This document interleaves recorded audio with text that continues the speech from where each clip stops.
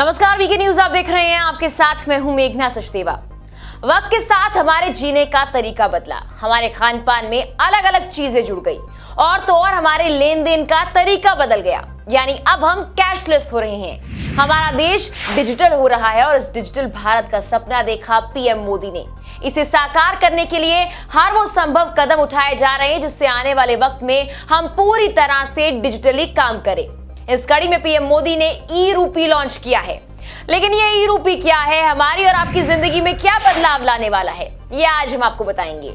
Digital payments हमारी जिंदगी में एक बड़ा बदलाव लेकर आई हैं। इससे वक्त कम लगता है, आसानी से पेमेंट्स हो जाती हैं। ई रूपी भी डिजिटल पेमेंट्स के लिए एक कैशलेस और कॉन्टैक्टलेस माध्यम है।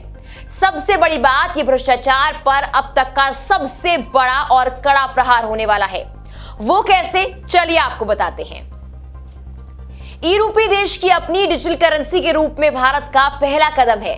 ई रूपी एक कैशलेस और डिजिटल पेमेंट सिस्टम मीडियम है जो एसएमएस स्ट्रिंग या एक क्यूआर कोड के रूप में बेनिफिशियरीज को मिलेगा। ये एक तरह से गिफ्ट वाउचर के समान होगा जिसे बिना किसी क्रेडिट या डेबिट कार्ड या मोबाइल ऐप या इंटरनेट बैंकिंग के खास एक्सेप्टिंग सेंटर्स पर रिडीम करा सकते हैं। सरकार के मुताबिक ई रूपी के जरिए कल्याणकारी योजनाओं को बिना किसी लीकेज के डिलीवर कर पाएंगे। इसका इस्तेमाल mother and child welfare schemes, TB उन्मूलन कार्यक्रम, आयुष्मान भारत, प्रधानमंत्री जन आरोग्य योजना के तहत दवाइयां और खाद्य सब्सिडी, इन सभी योजनाओं के लिए किया जाएगा।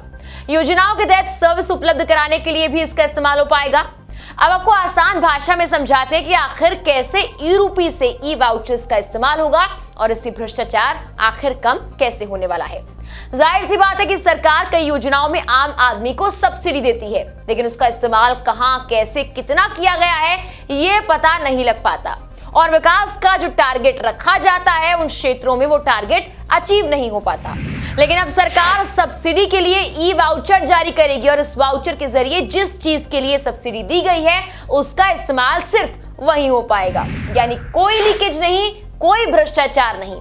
इस प्लेटफॉर्म को national payment corporation of India, department of financial services, ministry of health and family welfare और नेशनल हेल्थ अथॉरिटी ने लॉन्च किया है।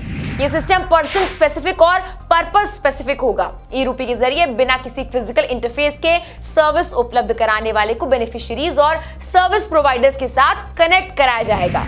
ये भ्रष्टाचार खत्म करने के मामले में मील का पत्थर साबित होगा और कोरोना जैसी महामारी के दौरान जब कॉन्टैक्टलेस ट्रांजैक्शन को बढ़ावा दिया जा रहा है तब ई रूपी का काफी ज्यादा फायदा मिलने वाला है।